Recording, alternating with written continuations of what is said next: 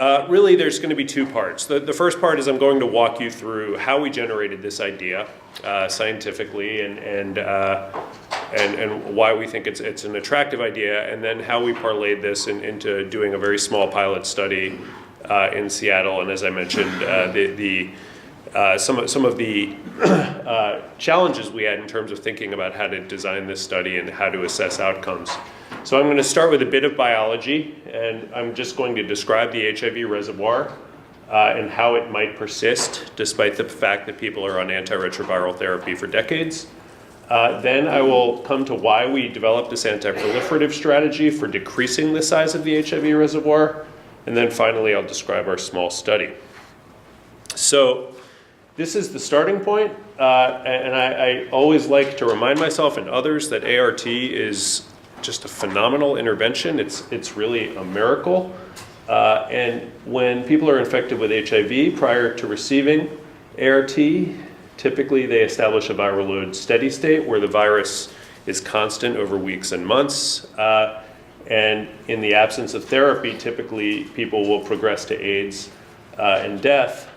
But antiretroviral therapy initiates a very rapid decline in virus. So on the y-axis here, you have the amount of virus in the blood per cc of blood, and then this is over time. And as long as antiretroviral therapy and the right regimen is continued, the virus will remain either undetectable or only detectable at a blip level. And so that's great. And this keeps people alive potentially for decades longer than they would have been without therapy. The problem is that even after years and even decades of therapy, if treatment is interrupted, in most people, the virus rebounds, and rebounds fairly rapidly, usually within a time frame of weeks. And all of the problems that were operant up here are once again relevant if ART is not reinitiated. And so why does this occur?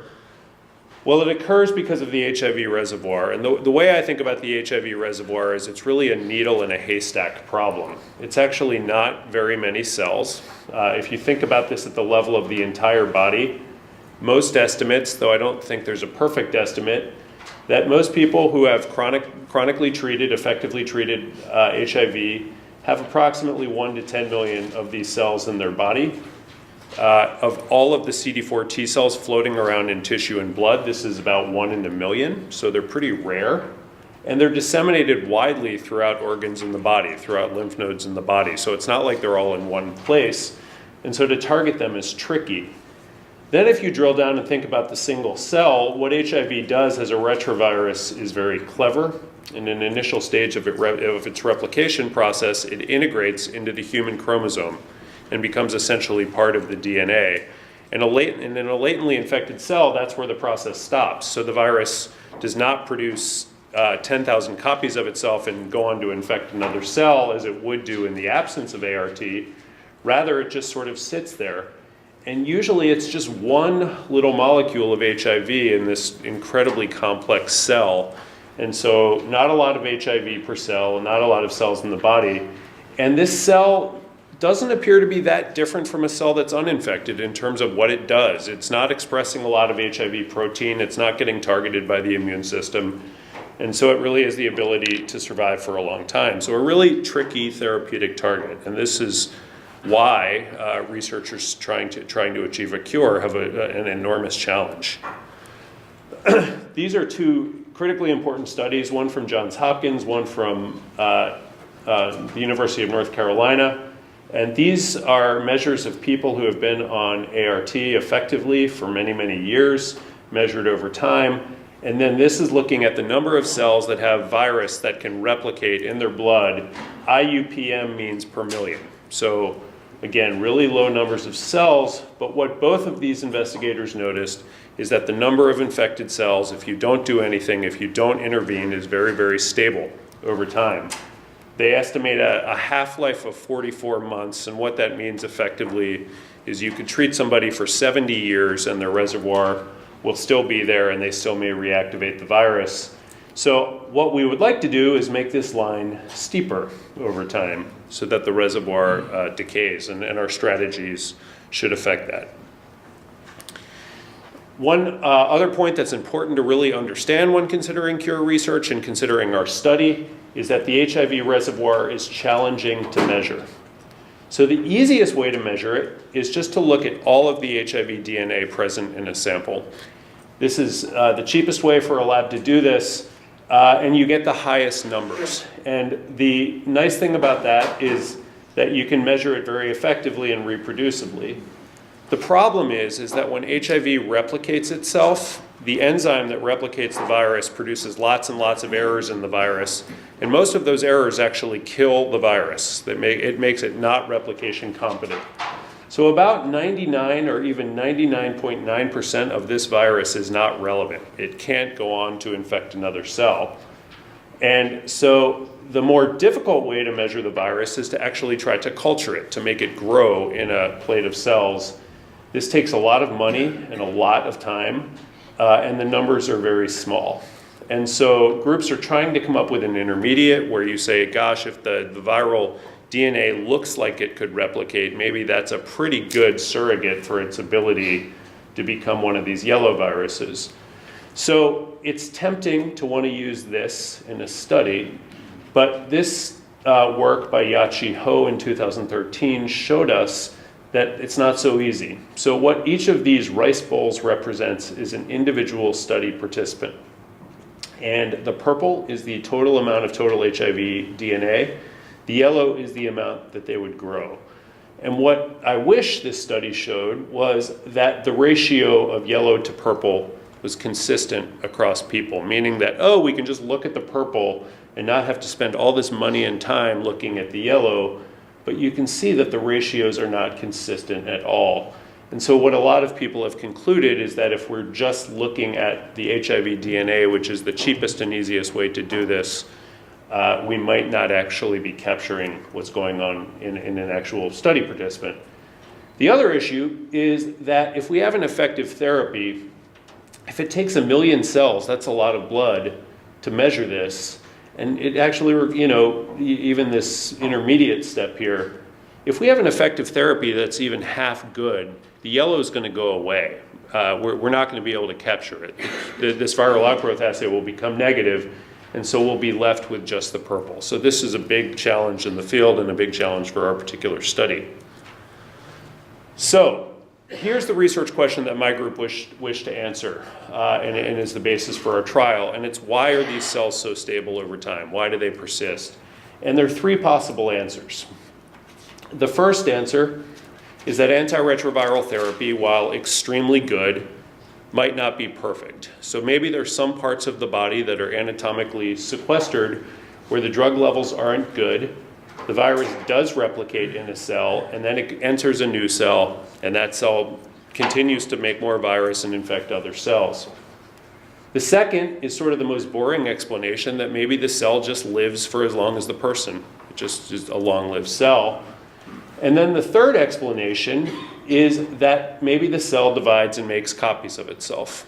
In other words, it proliferates. And this is a very attractive hypothesis because if you talk to an immunologist and you ask them what CD4 T cells do in general, they divide. They divide for 2 reasons. They do this, 1, to maintain the total number of T cells so that that level is stable over time. And they do that because they're doing their job. These cells are designed to fight infections of various kinds, be it HIV or be it other viruses. And when they recognize those viruses to help fight the infection, they divide. So this is a known behavior of the cells that get infected with HIV. Now the beauty of this is that HIV has given us a little hint as to how we can figure out which of these mechanisms might be happening. So as I mentioned, when HIV replicates, the enzyme, its photocopier that makes copies of itself, is sort of a lousy photocopier, and it induces new mutations every time. And so when a cell gets newly infected with HIV because it's replicating in a cell, the DNA of the virus will change a little bit, and we can see that, and we can map that over time. On the other hand, in this case, the virus is just integrated into the host DNA, and the photocopier in this case is not the virus replication enzyme, but the human replication enzyme, which is an extraordinarily accurate and consistent photocopier, such that the DNA in these two cells will be the same. So if the HIV DNA in these two cells looks the same rather than different, we get a message that this is the mechanism sustaining the reservoir. And so why do we even care? The reason I would argue that we care is that whichever one of these mechanisms is actually in play would be a great target to try to cure HIV. So if ART is not perfect, then we should try to make it more perfect. We should try to figure out why it's not going to certain parts of the body and develop mechanisms, which I won't get into, but better delivery mechanisms to get rid of that last little bit of replication. My personal belief is this is not true, but I won't get into this, but there are groups studying this. So a lot of the cure therapies that you hear about target longevity. So the idea is if the cell is living in a very stable state, how do I kill this cell more quickly to get rid of the HIV? And this is what latency reactivating agents try to do. They try to get the virus to replicate. And then people are trying to give things like vaccines or immune therapies on top of that to eliminate these cells so that they live a shorter time. Now, what's interesting about proliferation is that we have drugs widely used in the clinic, which I'll get to, which actually target this mechanism for different reasons. So we have drugs which are licensed and actually off patent, so very inexpensive drugs which target this particular mechanism. So I would argue that understanding this really helps guide how you might best debulk the reservoir. So just for sake of time, I'm only going to show the evidence of proliferation rather than the other two mechanisms, but I'm happy to discuss that after with anyone who's interested. But this is a study by Sarah Palmer from Sydney, Australia, and this is one of many studies, but it's one of my favorites because she examined people on ART who had been on ART for quite some time and looked at 2 time points and also looked at different parts in their body. You can't see the green here, but that's GI, that's blood, and that's lymph node. And despite the fact that these samples were taken at different places and at different times, she saw that there were the same branches on the tree. In other words, the viruses looked the exact same. So that really is very, very indicative of the cells proliferating rather than the virus replicating as the source for these cells. Bob Silicano's group at Hopkins, so whereas Sarah's study looked at the entire rice cup, they managed to do this incredibly difficult work where they just looked at the yellow. So these are just sequences where the virus could replicate. So these are viruses that still work. And they also saw at different time points the same virus existing, again, indicating cellular proliferation. And the really other incredible thing about the virus and the papers that nailed this concept down were that every single time the HIV replicates and enters a new cell, it integrates into the human chromosome. But what is absolutely amazing is that it never integrates into the same place twice. It has all of these different places in our chromosomes where it could integrate, and it integrates into different places. So if you are able to isolate 2 cells, and you can see that in those 2 cells, the virus not only looks the same, but it's also in the same integration site, then you know that cell divided, and it was not a result of the virus replicating. And so this is data from Thor Wagner, who's here in Seattle. And this is a study participant. This is a child who is infected with HIV, and this is looking at the reservoir at 3 different time points after starting ART. So what the colors here mean is that they detected the integration site at least twice, meaning that the source of this had to be a cellular proliferation event, whereas the gray was only once. And so what they concluded when they looked at this, well, at least 30% of the cells, because about 30% of the total arose from proliferation. And so that's where our group jumped in here. And so this is my group. We're sort of all well-adjusted nerds. We do a lot of math. And then Sarah, Thor, and Adam Spivak at Utah really helped us understand this data and explain it to you kind of in the way I'm explain it to us and the way I'm trying to explain it to you. And Florian and Martin are my close colleagues at the Hutch. And we all got together and thought about how we could expand upon those results with a bit of math.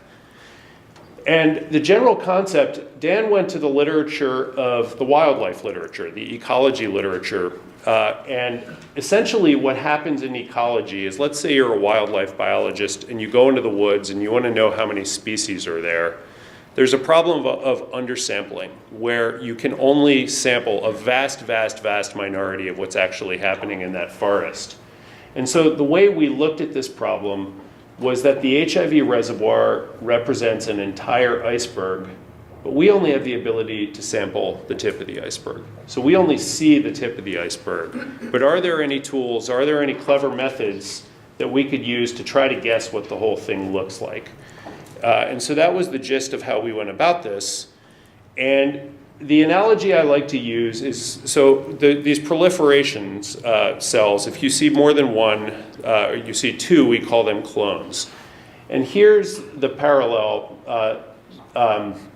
example that I think helps people understand this. So imagine, rather than looking at HIV-infected cells, we're looking at Americans. And in America, there are actually about 100 million people, a little bit less. And let's say you assign those people their clone based on the town they lived in or the city they lived in. The way people look at this data is something called a rank abundance curve, where you take the highest rank and you put that number 1, and then you put the number of people in that city on the y-axis, and you just plot it like this. And you'll notice that the axes are so-called log converted, so we're multiplying by 10 as we go up. But the point of this is to show that in the United States, you have big cities like New York and kind of big cities like Seattle that have lots and lots of people. But then you have tons of small towns. I've listed towns that are scenic and fun in the state of Washington and Oregon, in our neck of the woods, that have very few people, but there are many more of these. And our idea was maybe it's the same with the HIV reservoir, that there are some very big clones and very small clones. But the problem is we're only sampling, when we get a blood draw, a vast minority. We're getting about 100 sequences. So imagine if you could just randomly select 100 Americans. What you would see is you would get some people from New York. Maybe you'd get 1 or 2 people from Seattle, maybe not. And then you'd get a lot of ones. And some of those ones would be from small cities. Some of those ones might be from small towns. But you wouldn't make the assumption that you only had one person from this town. You'd make the assumption that you were just undersampling. And so what Dan did was he created lots of distributions, so lots of different shapes of what the whole iceberg might look like, and he varied these based on the slope of this distribution. Doesn't matter, but this is dying a little bit, as well as the total number of sort of towns in the distribution. And then he just kept on over and over and over using programming, taking 100 samples from these. And in modeling, what we like to do is we like it when there is data that are dots and the line goes through the dots. And he identified the particular slope here that went through the dots. And so then we are able to estimate what the whole reservoir looks like, rather than what we're seeing with this tiny little sample. And so the result was very similar to the distribution of towns and cities in the United States. And so we did this both for the Big Purple Cup, so using the data from Thor's study, looking at all HIV, and then using the data from the Johns Hopkins study, the little yellow cup replication competent virus, so the viruses that actually still work. And the message was the same for both. A small number of very big cities.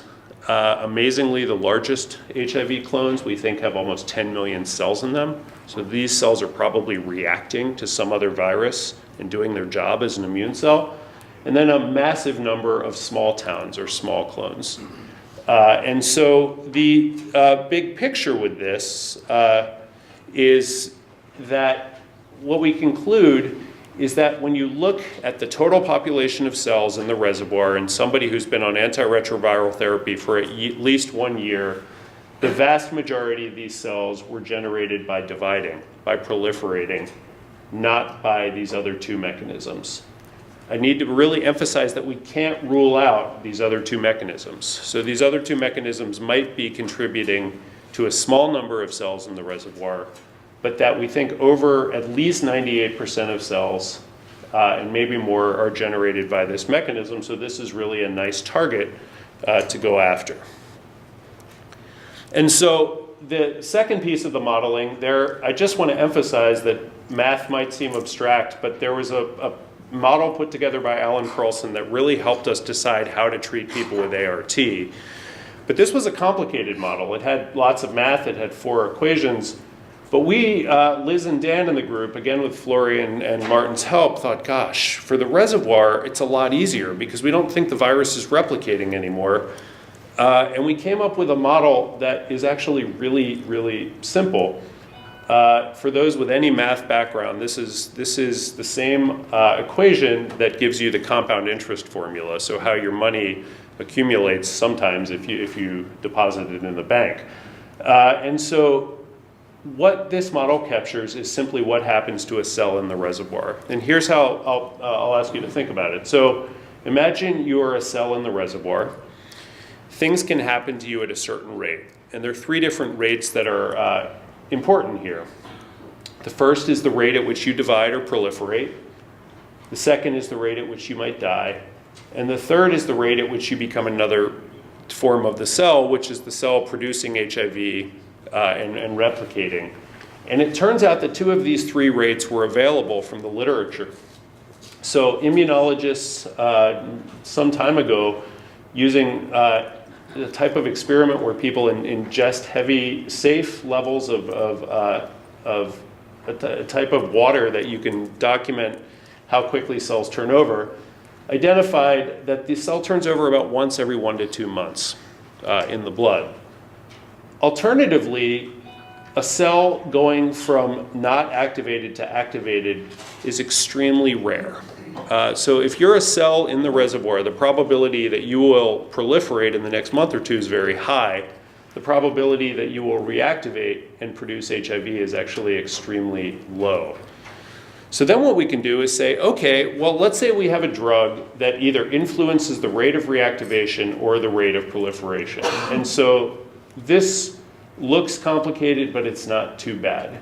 This is something called a heat diagram. And so this is the number of cells remaining in the reservoir. So let's say we start at 1 million, which is red. Our goal is to get to the colors up here, which are lighter colors. So our therapy, we want to get from red to blue to get the lowest number of cells possible. And so the way you can imagine these therapies is this is the duration over which the therapy is given. So as we give a particular therapy, we're moving up, up, up, up, up, and we hope to get into these colors. So we first modeled latency reactivating agents, and we thought, let's say we can, over the course of 100 weeks, so 2 years, increase the rate of reactivation of the virus tenfold. And if we did that, surprisingly, because that rate is already so low, we don't see much of a budge. But let's say we can decrease the rate of cellular proliferation just like 3 or 4-fold, and do that consistently over a couple of years, we get this enticing prediction that the size of the reservoir might go down substantially. And so this was just a projection, and there are many caveats. So at the Hutch, I spent a lot of time with oncologists, and I see a lot of people with cancer getting chemotherapy. And the thing with chemotherapy, just like what I'm about to propose, stops cells from dividing. But what we see, in many, many cancers is almost universally a very good effect initially. And the reason is that there are certain cells that divide very quickly in a tumor, and those cells get hit right away with chemotherapy, but certain cells that divide very rarely, and those cells stick around. And that's often why chemotherapy doesn't cure people. And so Nicolas Chamont, who some of you might know, had a very important paper about the HIV reservoir, where he said, listen, the reservoir is actually composed of different types of cells, and some of these cells, particularly naive T cells, don't turn over nearly as frequently. And so it's possible that with an anti-proliferative approach, we might get rid of effector memory cells and central memory cells, which are more activated and turn over on the scales I mentioned every 1 to 2 months. But the more slow cells are not targeted as frequently, simply because the drug has to wait for them to turn over. So there are caveats with this approach, but we thought it was worth testing. The second piece of the puzzle is, as I mentioned, there are drugs, and this is again information that we get from collaborating with oncologists. There's a couple of drugs, but I'll focus on MMF, which is a drug that specifically targets the proliferation of lymphocytes. It's used very commonly in 3 clinical settings, in patients with rheumatologic diseases, to limit the need for prednisone. It is used to prevent organ rejection in people who get transplants for lungs or kidneys. And we use it at the Hutch quite frequently to prevent graft versus host disease following hematopoietic cell transplantation. It's actually been given to hundreds of persons with HIV, because people with HIV are obviously not immune to needing these particular interventions. But it's an immunosuppressive drug. It specifically targets proliferation of cells, which are key immune cells. And so in the literature, it has been associated with risks of opportunistic infection. Importantly, most of those risks are when the drug is given with high doses of prednisone, which is often the case in people who have active forms of these disease, but it's definitely worth keeping in mind. The other bummer about this drug is it's teratogenic, meaning it's harmful to the fetus, and so this really does limit our ability to test this drug in women of childbearing age who wish to bear children, and that's just a fact of life, unfortunately, with this drug. And so we then went to the literature and were surprised that somebody had done this already. And we were equally surprised that this was kind of a friend of ours at the Hutch, Aude Chapuis, who's an oncologist. And remember this diagram. What Aude did was she gave the drug at the turn of the century in Switzerland for 24 weeks. And so our model predicts a modest, maybe 1 to 2 log reduction in the reservoir. And in 3 of her 6 study participants, she saw this. So this was very interesting old preliminary data. There was a Spanish group that similarly gave MMF and saw a delay in time to rebound. They didn't measure the reservoir. And so there were 2 very small studies that were somewhat supportive of our hypothesis.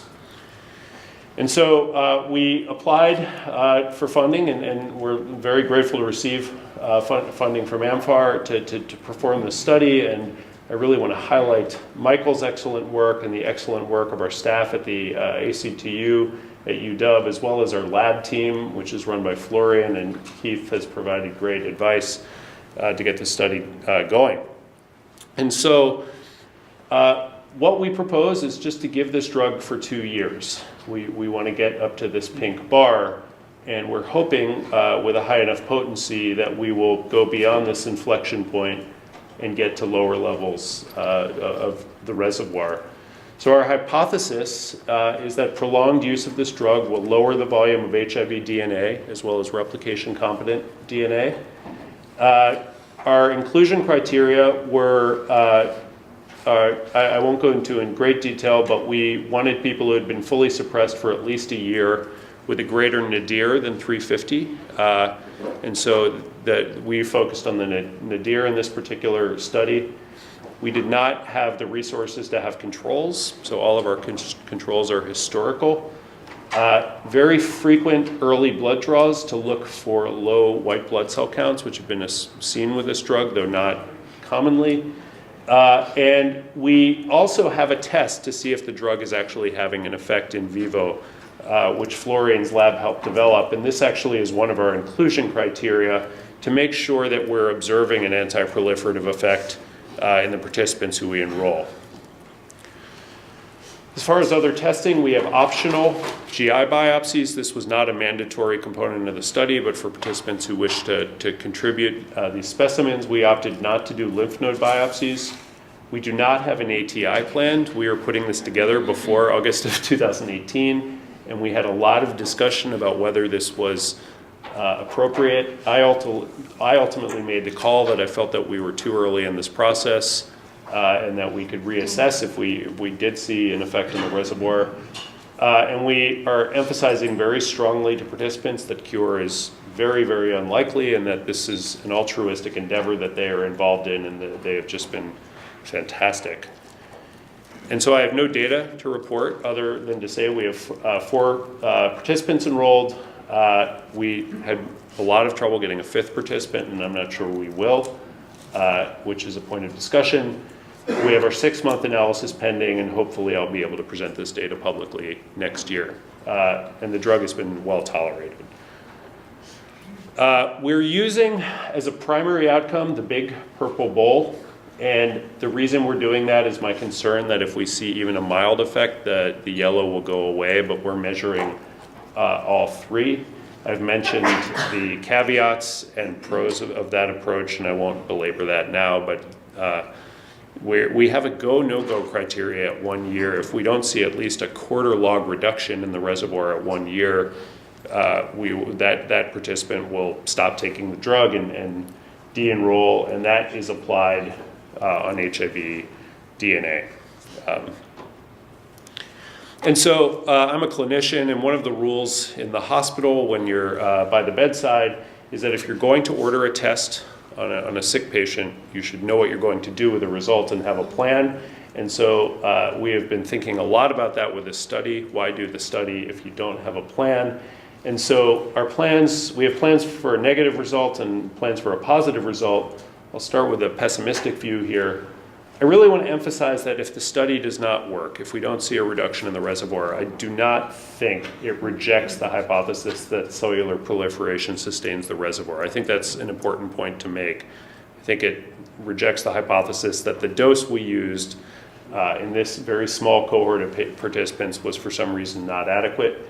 So one option would be poor drug delivery, and so we are giving a low to moderate dose because we were very focused on the safety of these participants, but there are much higher doses given in the clinic for other indications.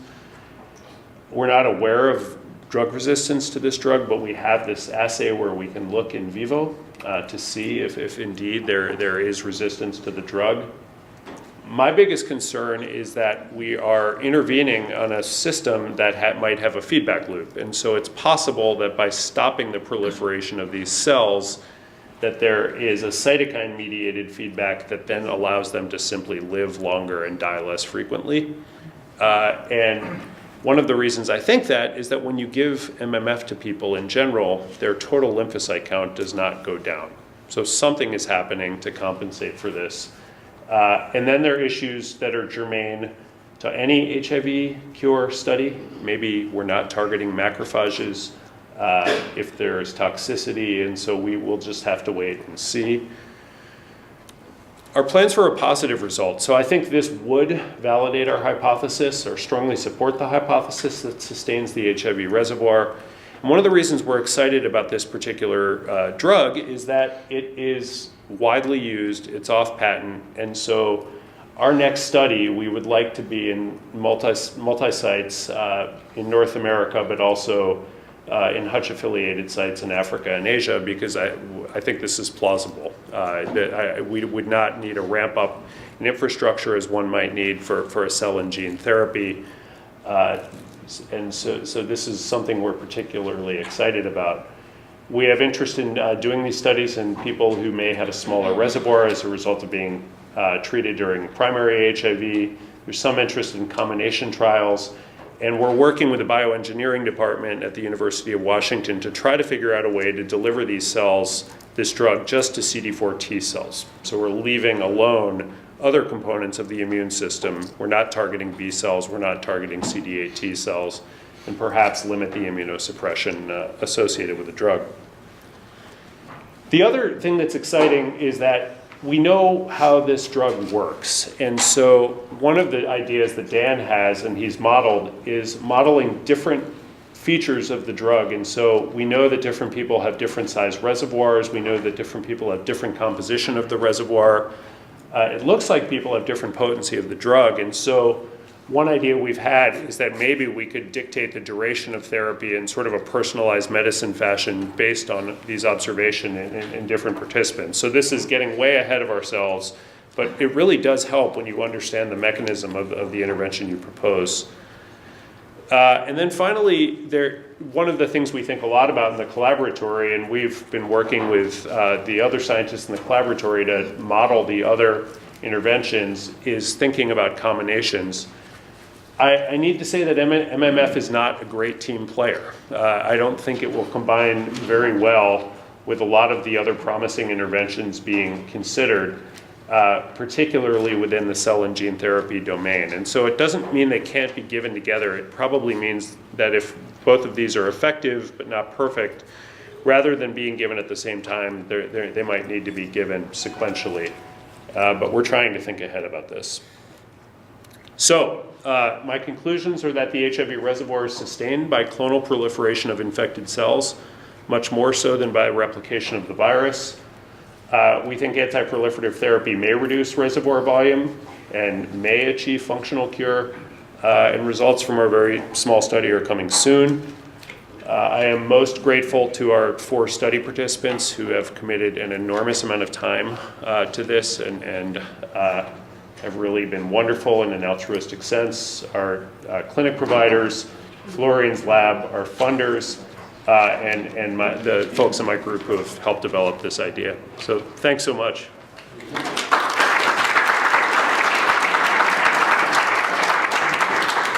Time for a few questions for lunch. So I see Bill first, and then we get Moses. My comment is more of a statement than it is a question. As a person living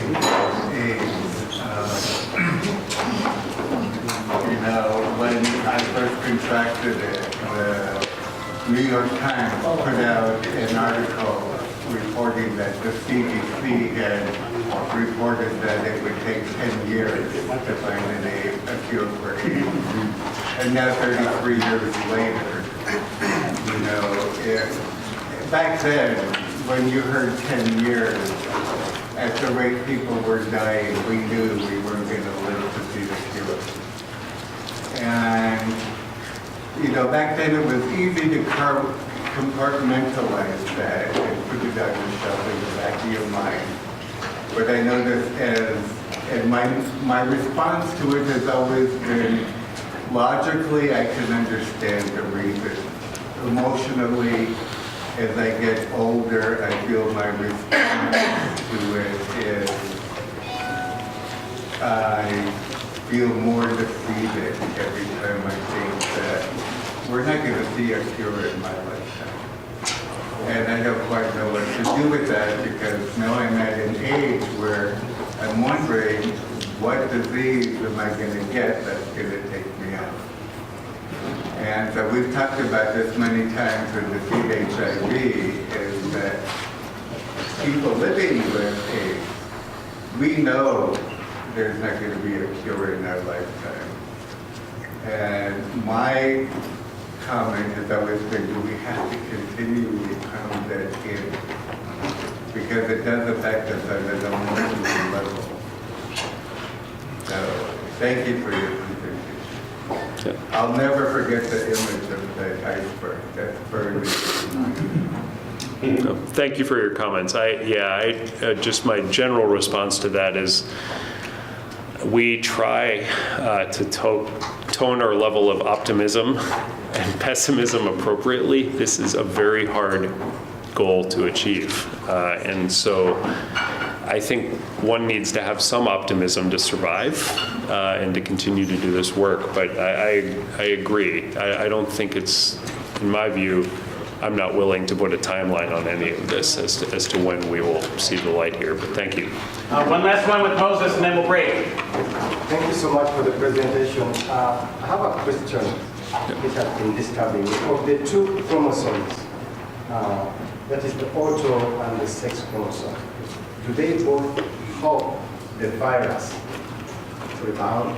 And if it is only auto chromosome, is there a possibility of having an intervention which can reverse, understand the flow in sequences? which can reverse the flow of these chromosomes for suppressed forms. There's one group that is looking at ways to keep the virus silent within the chromosome.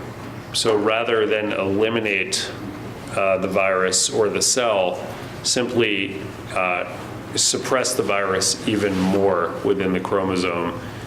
I'm not sure if that's answering your question, but that to my knowledge is the closest people are coming to try to manipulate the chromosome in some way to suppress the virus. And do both the two types, the sex one and the auto, do they both help in the bound of the virus? Oh, you know, I'm not sure. I'm not sure I have the answer to that question off the top of my. The virus, I think, rebounds from many different places within the chromosome. So that there's certain genes that are probably where it lands is a little bit more predictive of whether the virus will rebound or not. Yeah. All right, thank you, Josh. Good job.